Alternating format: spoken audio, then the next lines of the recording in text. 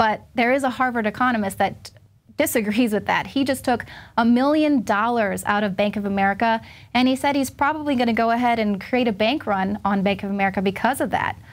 Now, this is a Burnham. He's an ardent critic of the Fed. He writes, "Why do I risk starting a run on Bank of America by withdrawing my money and presuming that many fellow depositors will read this and rush to withdraw too?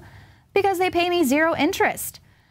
Now, Burnham explains that Bank of America may be unwilling or unable to return his money should one of a number of different circumstances arise, such as depositors demanding their money back en masse, or if the investments of which 90% of depositors' money Bank of America has loaned out to cover go bust. So, I mean, here's this guy, he's got $1 million in the bank, and basically it'd be better off if he just stuck that money under his bed in a mattress, because when he goes to take it out, the bank will put these capital controls on it and say, "I'm sorry, we need that to cover these risky investments that we made with your money that we pay you zero interest on. Silly American, what were you thinking?" But in addition, he points out that the FDIC, which everyone feels so secure, you know, putting their money in the bank because they guarantee to insure deposits up to $250,000. He points out the FDIC only has about $41 billion in reserve against $6 trillion in insured deposits. So, I mean, you can do the math there. Now, this Harvard economist, he pins the blame on the government intervention, and specifically Ben Bernanke and the Federal Reserve for pursuing absurd quantitative easing policies. He says it's going to unravel in the U.S. as it has every other time it has been tried, from Weimar Germany to Robert Mugabe's Zimbabwe. Now, another elite insider also agrees with Burnham. He was one who predicted the massive economic crash in 2012. He says now that there's a very large probability that the real end of the world scenario might come March 4th, 2014. He says the doomsday clock will ring then because the U.S. economy may fully crash around that date, which will in turn bring down all world economies and all hope of any recovery for the foreseeable future. Now, he predicts that interest rates will skyrocket, businesses will fail, unemployment will go to record levels, of course, material and food shortages, and major social unrest. Now, he goes on to say that any wishful thinking that America is in a recovery and that things are getting better is an illusion, because the run on the bank would start suddenly, but it would snowball, build very quickly, and the rest of the world would fully crash along with us.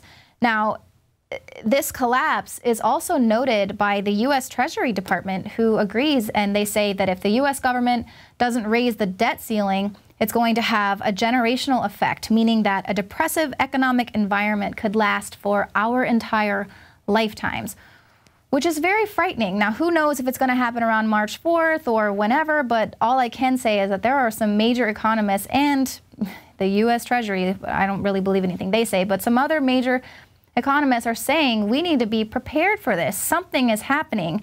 And if Burnham's words don't send a chill down your spine, they definitely should send a chill through the markets.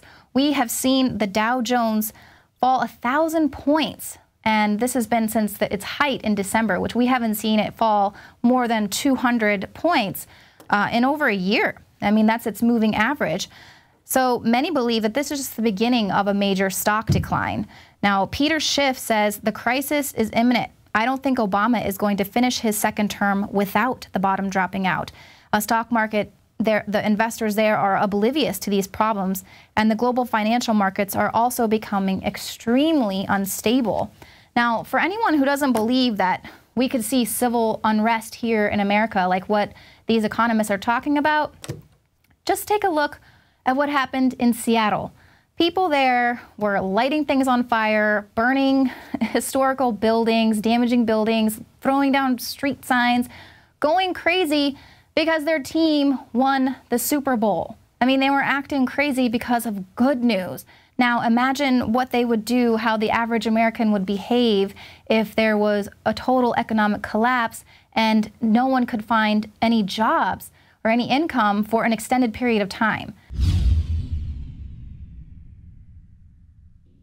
Alex Jones here to tell you about how you can help spread liberty worldwide while also enjoying what I have found to be the best tasting 100% organic coffee on the planet. For more than a decade, my favorite coffee has come from the high mountains of southern Mexico, where the Chiapas farmers grow their unique shade-grown Arabica beans. We have now managed to secure these sought-after beans in a highly customized blend. Discover and try a bag of the Patriot Blend 100% organic coffee at InfoWarsLife.com. This coffee gives you a long, smooth pick-me-up for hours without the headaches and heartburn that so many other coffees give me personally. Hands down, this is my favorite coffee, and it's taken us years to secure connections directly to the Chiapas Mexican farmers. Drop by the site today, order a bag or two, and I don't think you're going to be disappointed. Available in original or with our immune support infusion blend. You will be supporting a free press, all the while enjoying a truly great tasting cup of my favorite coffee. Available at InfoWarsLife.com.